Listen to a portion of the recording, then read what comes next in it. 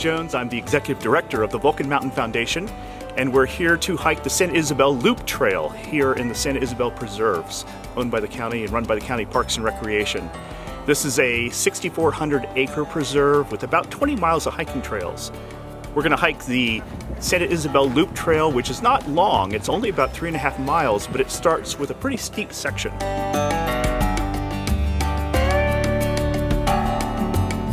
There are interesting historical elements to this trail. The first piece is the old Coleman Toll Road, which was the connection between Julian and Santa Ysabel back in the 1870s to about 1920. In 1920, they built what is now the 78-79, but until then, if you had to get to Julian, you had to hike up this steep trail carrying your backpack. So we're here today at the Santa Ysabel Nature Center, which is on the western slope of Vulcan Mountain. Take a moment to look up to your right. You get a glimpse here of the ridgeline of Vulcan Mountain for the first time, and this is just a tiny section of it. This extends 15 miles to the north.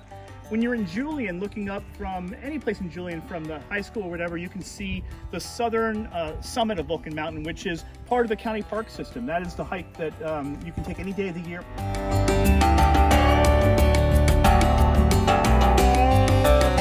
This is a wonderful area to come up and see and to hike for a day. Much of California and much of San Diego trails are impacted with heavy use, but that's not the case up here. We're far enough away from the city center and the populations that you can come up and enjoy a quiet day on a trail.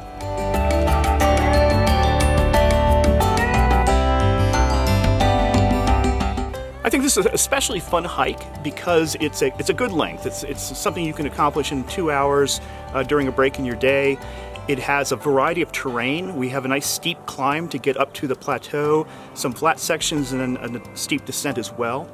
There's a sense of history here that you don't find a lot of places. Europeans have been here for 200 years and Native Americans for 6,000 years before that. So much of the grassland here is non-native European grasses, but there are an amazing variety of native plants and animals.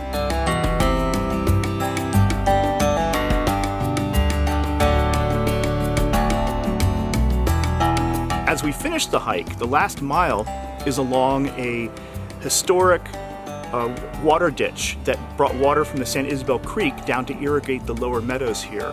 This was hand-built in the 1920s and 30s by the local ranchers and is a unique and interesting part of the San Diego history. Whenever you're hiking out in the public trails, it's a good thing to think about leave no trace.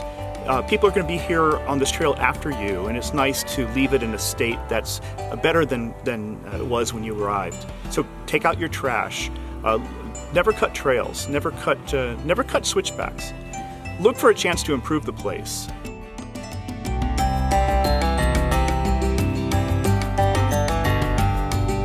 Thank you all for hiking the Santa Ysabel Loop Trail today.